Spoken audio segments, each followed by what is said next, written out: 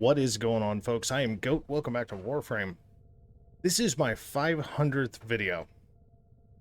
As far as when you see my Warframe videos posted, part whatever, this is part 500. Now, yeah, there's a lot of Warframe videos that I put up. I put up Warframe tutorials. I've done 2 secondary accounts. I've done Warframe specials involving, like, when they do buffs and nerfs and, talking about those, or, walking through Tennocon, or just odds and end vlog, things like that. But for actual gameplay purposes, this is my 500th video. There's a lot of fucking videos in 4.5 years. I mean, that's a bunch of videos in 4.5 years. And the best part of that is that I just want to go over some basics, right? I might jump into a tiny bit of gameplay. I don't know. But let's just look at the present state of the game in regards to, like, nerfs and buffs and augments and enemies and missions, all that stuff, right? So, like, the nerfs and buffs. The most recent, truthfully, was the Dante. The biggest, ugliest one that we've had as of recent has been the Dante nerf, which also included many other frames, because it hard capped line of sight, and everybody freaked out. Like, at least a large majority of players just absolutely freaked the fuck out.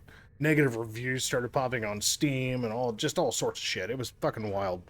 They very quickly rectified the problem. Still didn't quite fix Dante back to where he could have been, but Dante's pretty solid where he's at. I was a little salty about it because I thought they should have done better. As far as his fourth ability line of sight, but at least he's still pretty damn powerful, built properly. But it was primarily aimed at Dante and Nezha, right? Like, those two frames, because Nezha's, Divine Retribution augment was just nuking fodder across maps, and it was considered to be too overpowered, and Dante's overguard and regenning overguard function was impeding, people running like Hunter Adrenaline and things like that. And so rather than fix that problem, they did this gigantic fucking nerf, and it really set people off because of its timing. But they did revert at least some of it, and they softened up the line of sight on the frames that were affected by it, and they even fixed the frame issues for, like, Anaros running Hunter Adrenaline and things like that. So it's like, they actually did apply some good changes out of a really stupid decision. So it's kind of like, okay, frames that I didn't think I would ever be able to say were good. The one that's highlighted, Ureli. One singular augment, I still think that if they would have just made that a tap hold, it would have been so much better, because it would have opened up a mod slot. But honestly, given what that augment does, I'm okay with sacrificing a mod slot for a band-aid fix, because goddamn, like, she's just as tanky as Nezha now. The only difference is that if you're not running Prime Sure-Footed, there is that clear difference of, as long as Nezha has Morning Halo up, he can't get knocked on his ass, to where Ureli still can with Merlina being there. So there's that. But she's very good. She's like the yin and yang of Nezha and Ureli. That's kind of what they are at this point. But we can't really forget about other frames that they've slightly buffed here and there, like Ember, like Mirage. Ember got a slight tweaking to her energy economy, which was very nice. And now that you build her, she's very, very fucking good. There are people that will say, and we'll get to this towards the end of the video, but there were people that say, oh, there was nothing wrong with Ember before. And to that point, I do not disagree, within reason. Depending on how you like to build, and depending on the kind of, the type of play that you do and the weapons that you use, Ember did have some energy economy problems, and they softened the immolation, draw up some. Where as long as you've got her built right, good God, it's just basically never run out of fucking energy now. That's a huge contrast to what Ember was. Mirage, one of the funniest frame updates I think I've seen since I started playing this game, May 4th of 2020, or March 4th of 2020. They fixed or updated the graphics engine for this game, and in doing so, they had to update Mirage, because the light function of Mirage basically wasn't really playing nice with the graphics update. So they're like, okay, well, now we gotta make this work. Now Mirage is, like, really fucking powerful. And I know that seems like an oversimplification, which it absolutely is. But let's also look at enemies, right? So, like, March, what, 3 years ago? 2 years ago? No, it was 3 years ago. The Eximus rework hit, right?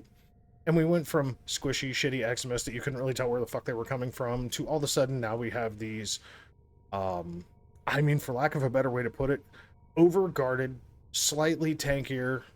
We'll get to the slightly tankier part because that's now been somewhat negated with damage reworks. Over-guarded, slightly tankier, way easier to see, but also massive amounts of screen clutter enemies, which, truthfully, I'm down for that kind of gameplay. Not necessarily the screen clutter, but actually being able to see where a parasitic Eximus is and being able to see, where, a leech Eximus, an actual health leech Eximus.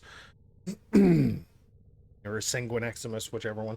The Bioelectric Eximus edition, I'm actually fine with that because it makes it a little bit more challenging because even if you're invisible, they can still detect you and start attacking you. So if you're running something like Octavia or Avara or Loki or something like, or even Varuna, they can still, if they sense your presence, they just, Now, that's not always the case. It's kind of hit or miss, but I'm okay with that. A little bit of threat in the gameplay is kind of fun. And then here recently, the Jade Eximus. I've seen so many people complain about the Jade Eximus, and funny thing is I always think back to Family Guy. All right, I'm going to do a move here. Listing lazily to the left. That's what you do? Yeah, that's it. I mean, move. If you don't like being hit with a beam of death, move. The whole gameplay is meant to be a high movement, not a static, I'm going to stand here and see who's tougher kind of mentality. If you play that way, that's fine. My buddy Joe plays that way. There's nothing wrong with that. But just know, if you stand there and just take Jade Eximus beam to the head, you're going to get your butt cooked and potentially die. So there's that. But I think the Eximus reworks are solid. I think the Archon edition of the game, absolutely solid. I think the gameplay behind that is absolutely fun. I think the Murmur is hilariously fun because you can't necessarily rely on headshots anymore because some of them don't have heads. I think the Fragmented One boss fight, both the 30 and the 60i version, the 60i is absolutely like this fun little stress test of, here, I'm going to just see if I can live through this. And if you take the wrong frame that you're not so accustomed to, yeah, it can be a bad time. But you know what? It's fun. It's definitely fun. But the 30i boss, I think, is a lot of fun. It's pretty easy to do on the steel path. Some people agree, some don't. But again, it's movement. It's duck and weave and fire and attack and just constantly deal damage to wind down that health, So enemies as a whole, I think, as a whole, are fine. I think what they've been doing over the last couple of years has been great. Missions, general mission additions. This is where I get a little meh. The conjunction survivals, those are fine. And they're not bad. If you want to break out a mech on a fucking, on a level 180 to 200 fucking, conjunction fire survival at, what is it, Circulus, I think it is, or your Varium, one of the two. I think it's Circulus. Be my guest. It's not going to survive long, but, I mean, it can. Don't get me wrong, it can. But it's better just to use your frame. It's more, I personally think the Necromech deployment thing was more just meant for the base star chart side, but whatever. Necromechs are fun in their own right.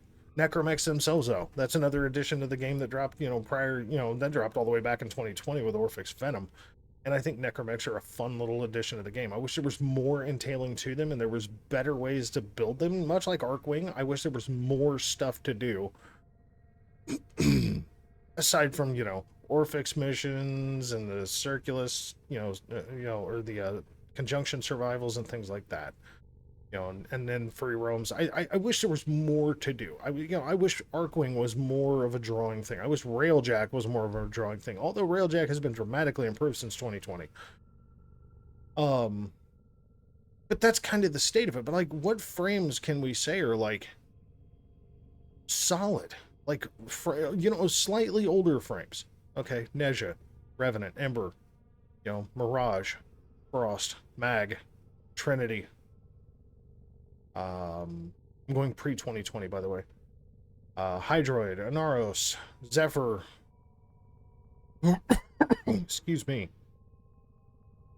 Loki, Titania, Korra, Octavia, Equinox, Gauss,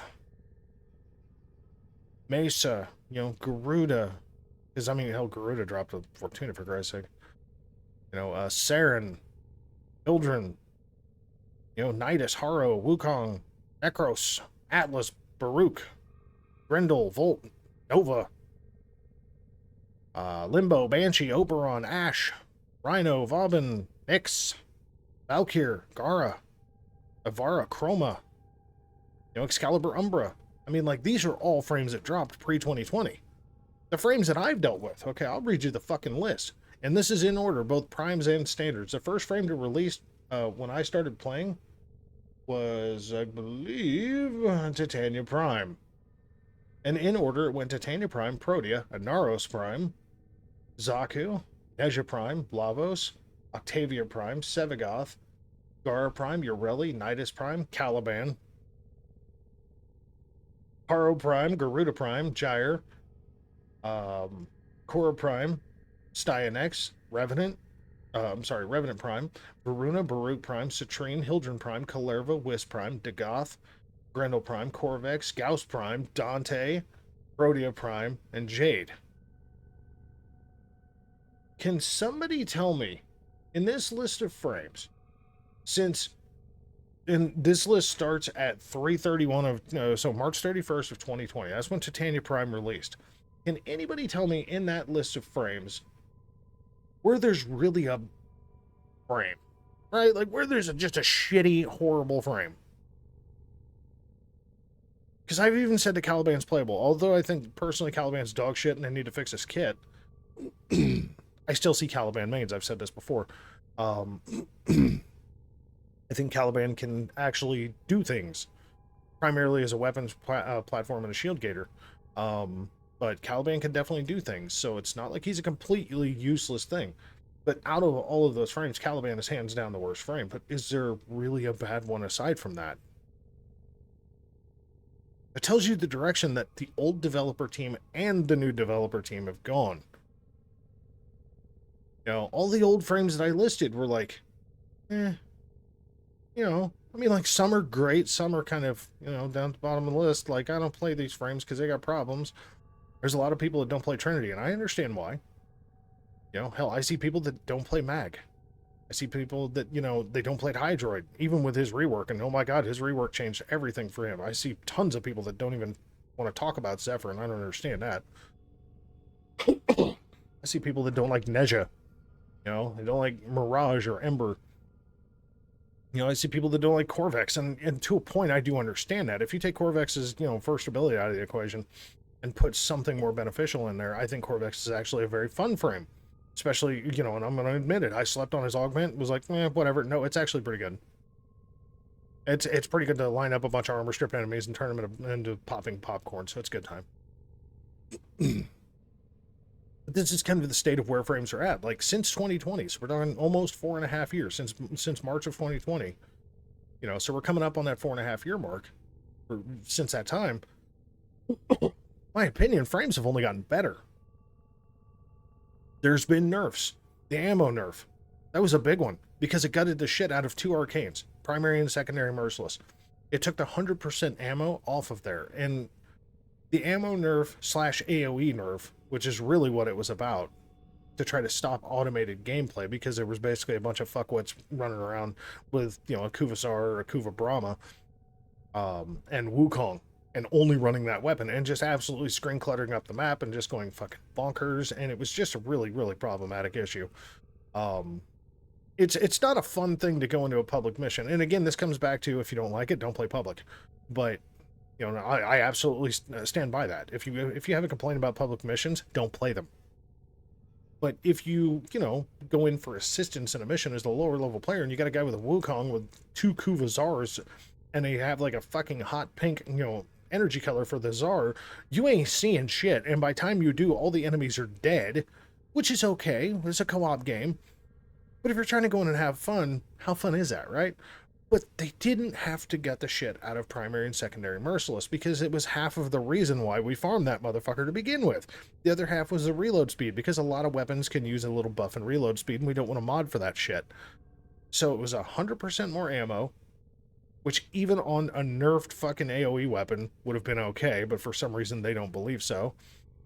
And then the, plus the reload speed, which is great. Now it's just plus the reload speed, and then obviously the multiplicative damage buff of base damage. So, or the base damage increase, I should say. Sorry. So there was the ammo nerf. There was the line of sight nerf that hit when Korra dropped 2 years ago at Tennocon that a lot of people got pissed off about.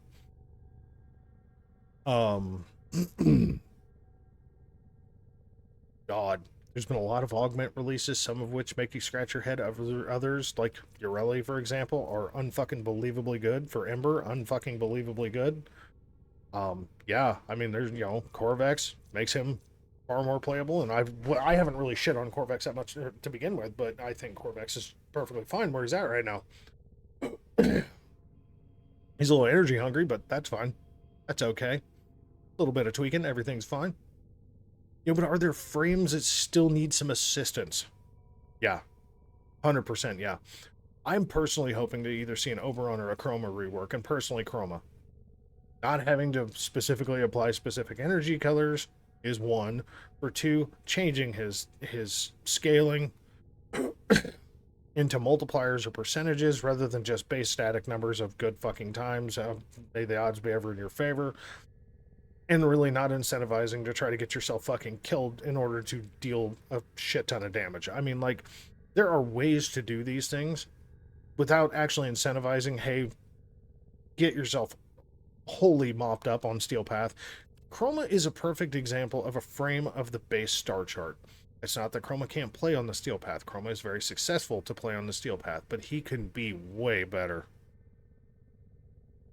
Oberon can be way better. Can Oberon play on the Steel Path right now? 100% he can. As can Valkyr.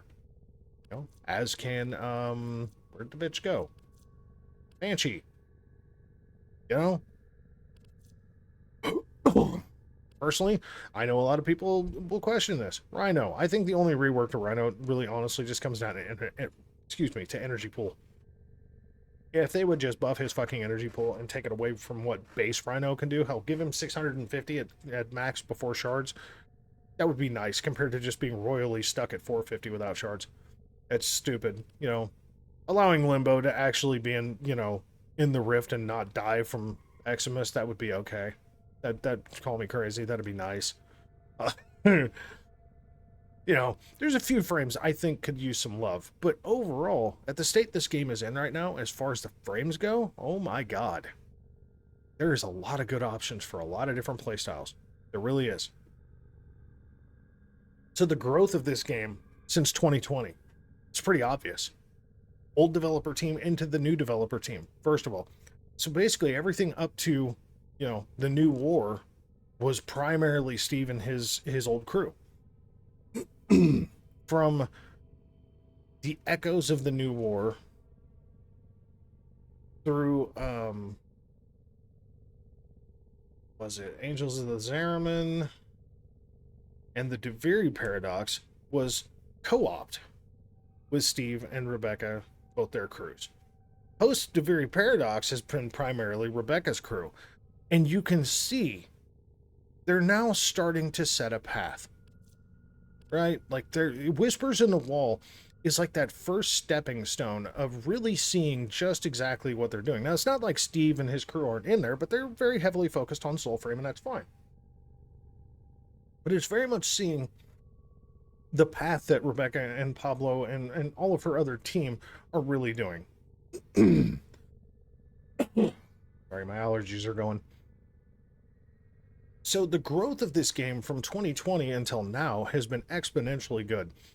You can look back at videos from, let's say, Brozyme or Nightmare Frame or any other content creator from previous to March of 2020, and I tell you what, Scarlet Spear and beyond and further back, which was in March of 2020, it was all of March of 2020, Operation Scarlet Spear. Everything prior to that, there is so much mixed stuff about Warframe. How good it is, how bad it is. It's 7 years of content. And truthfully, it's frightening to see like how bad things were, how good things were, how much the game has grown since its its beta release and up to 2020, it's amazing to see the steps that they took. And honestly, the first major step that they took in 2020 was the deadlock protocol. As crazy as that sounds, just an update to tile sets. That's what the entirety here. You know what? We want to release a corpus base frame for a new corpus enemy, but we want to also mix in. We want to fix all the corpus ship tile sets. And honestly, there's really only two problems with the new tile sets. That's it. And those tile sets, I think, are clean. They're smooth. They're just fine. The problem is the corpus ship defense sucks. It's absolutely fucking horrendous to play. It's just stupid. And it just has more time because every time the elevator moves, the fucking next round won't start until the elevator comes to a stop. So you have this like 4-story fucking climb of an elevator before the fucking counter even starts doing its thing. It's like, oh my god, make it stop. And then for the Call of Tempestari, which was another big ass update, which was again a mix of, it was primarily Steve's group, but Steve's group made a hell of a fix with the Call of Tempestari in conjunction with the people that are now running, the primary development team for Warframe, which is why they were chosen for the job, honestly. But Call of Tempestari was another big one. It fixed Railjack to where it's much easier to farm. It's much easier to make your Railjack very fucking good. You can mod your Railjack instead of using avionics, which was a horrible system in itself. The Railjacks are no longer, even with good avionics, basically flying beer cans.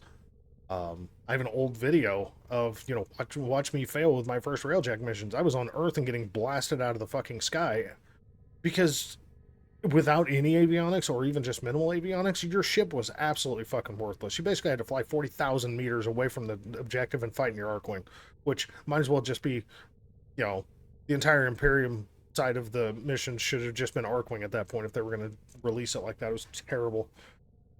But the first two iterations of Railjack were like that. It was all avionics and it was terrible farming. Drop rates were god awful.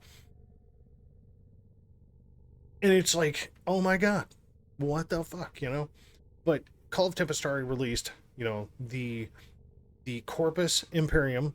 It released the Sisters of Parvos. And it released Railjack 3.0. That was a huge update. Huge update. And Sevagoth dropped in, April 13th of 2021. So that's when Call of Tempestari dropped. So, I mean, that's into 2021 for some major fixes happened. But you take Deadlock Protocol in conjunction with Call of Tempestari, you have one problem. The big Granum gloves to farm Protea. Those are also how you trigger candidates for the Sisters of Parvos. And you have one of two problems that do happen with the Corpus ships, because that's where the only place you can fucking find those stupid gloves is on a Corpus ship. Most of us just use Hydra at Pluto because you can get your coin back. The level's not too terrible. You're doing the Nightmare side of the Zenith Granum Crown anyway, so it's fine. You only need 25 kills, so it's no big deal. But you have to be a certain distance away from extraction, and there has to be a glove on the ship to begin with. And sometimes you'll have both those problems to where the glove won't even be on the damn ship, or you'll find a glove that's like 80 meters away from extraction. That don't work. The candidate spawns like 180 meters away from the glove. Typically, 180 to 200 meters. So the general rule of thumb is that you don't want to basically hop into a glove any further or any closer to extraction than 250 meters because you may not get a candidate spawn. Now, I've gone as close as like 243 or something like that, but, and I've actually checked. It was, I think, the Galaxian, when I finally finished capping it out, I think the closest one I did was 243 or 244. But even then, I was like, but no, it does spawn. But it's just like, if you find a glove, it's just like, that's a problem. But the rest of the growth of this game has been great, minus armor bounties. I hate armor bounties. I don't know about anybody else, like Eidolon hunting really hasn't changed. The method in which to do it has, because of the way the focus score rework hit. It's another massive rework that hit that I personally think is just fine. Changed a few things, made some things better, some things worse, but that's how games work, right?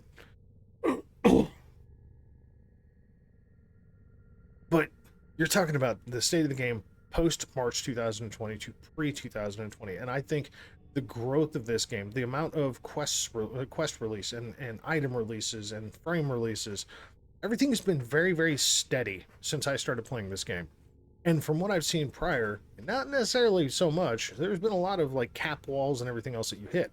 I didn't start hitting the mastery, excuse me, the mastery cap until right after the new war when I farmed Caliban and the, the got the, armor isoplast and the, God, I can't remember what the hell it's called. All the crap for the Venato and to build Caliban and then to get all three of the weapons from the armor bounties. That's when I hit the mastery cap. And I keep hitting the mastery cap ever since, but I'm not frustrated with that. It's actually been a lot of fun. It really has. But I mean, if you take the first basically, because I mean, if I remember correctly, it was Core Prime, so we're talking Tennocon of 2022, so basically 2 years ago. Okay, if you take Tennocon of 2022, that's when the reins were handed over to Rebecca, and yes, they had to still finish the stuff from the previous development team, and they were working with previous development team in conjunction with, um, but you figure Whispers in the Wall released in December 13th of 2023, so we're basically 18 months from both teams working in conjunction with each other to really get things kicked off and moving right. And then, yeah, because you figure, Calervo was June, yeah, June of 2023. So it was April or May of 2023 when Devere Paradox dropped. Because then it turned into the Seven Crimes of Calervo a couple months later. And the Devere Paradox was the last thing. It was the last vestiges of the old development team. And personally, I think the new development team is 100% on the right track. I really do, man. Just some of the crap that they've been doing, some of the augments they've been coming up with. I think their biggest gaffe was the Dante nerf, which nerfed down a bunch of different shit because of a brand new frame and a brand new augment. They nerfed down a bunch of line of sight that they ended up having to come back and fix. And if that's been their only real gap for basically the last 2 years, I'd say they're doing pretty good, truthfully. But that leads into, why am I still posting content, right? It really does. It leads into the basic question, because you'll see a lot of people have kind of slowed down or stopped because they kind of hit their own content cap. Not bad. It's kind of like just hitting mastery cap. They kind of just don't feel like everything is, like every little thing is worth posting about. And you know what? That's their prerogative. They also play other games, maybe sponsored by other games. Maybe not. Maybe they're trying to get sponsored. It doesn't matter what their reasonings are. But you'll see that, there's, a fair bit of Warframe content creators that just don't post that much anymore. And to that, I say this is very simple. I'm not your normal Warframe content creator. I'm just a regular Joe. Okay, I'm just a regular guy playing this fucking game who was basically, for lack of a better way to put it, dared to start a YouTube channel. I'm no better than anybody else. I'm worse in some ways than other players. I take criticisms. I don't just sit there and get salty about it and act like I'm some big Barney badass that, is just better than everybody else. I've used recommendations and just in basic comments. My Frost build, perfect example. Using a blast toxin build on the Glacian, perfect example. Blast electricity. I've had a few recommendations about a few different frames. Loki, Titania was Zada's Whisper. That was one that was recommended to me. Try that one out if you never have. Just subsume over her fucking God, what is it? Yeah, subsume over her 3, her lantern. Yeah. Just subsume Zada's Whisper over her 3 and you'll see something quite interesting. It's a good time. Yeah. Just saying. Why is my shit freaking out? Oh, my controller's turned off. But stuff that I know, I have fun. I have fun with this game on the basis of I'm just like anybody else. It doesn't matter if I'm mastery capped. It doesn't matter if I've owned every single thing in this game at one point or another. I still go back and buy weapons just to see if I can make them better. Completely waste forma just to see if I can make them better. And when I'm proven right or wrong, doesn't matter. It's just something to do, right? Something fun. I like running with my clanmates and, you know, just pub squads and anything, just for the fuck of it, just because I can. You know, I go back and tinker with builds that I've already tinkered with 5 or 6 times, just to see if I can, you know, make it better for my own playstyle. And that's the thing. Like, where do I think I'm gonna go with this channel? I'm not gonna change anything as of right now. You know, there may be times when I slow down because I'm not feeling so good. If you see gaps in me posting, it is what it is. Okay, I don't know what to tell you. I'm still a disabled person, so, you know, there's times when I'm just not doing okay. Like, today is one of those days. I'm not doing okay, but I'm fixing this video post because I've already shot this once and my camera went and I'm trying very hard not to stumble all over my goddamn words, so it is what it is. But do I see myself changing my direction at all? No. Not really, no. It's because of 2 things. One, I love to tinker. I love to play with other players and share the tinkering around and explain why the things do what they do, and then let people go at their own whims and their own desires and their own ways of approaching things. Joe does this all the time, and it's fun to watch because he takes builds that I've done and then he kind of works them over a little bit for his own uses, and he finds fun ways to make them work for him, and that's great. Said time and time again, the builds that I show in my videos are not the gospel, obviously. There's so many ways to do things. They work for me. That's the point. Everything's subjective with any, especially this kind of game. And when you've got modding systems involved and, you know, different levels of min-maxing, because that's one thing I really don't focus on is min-maxing or meta.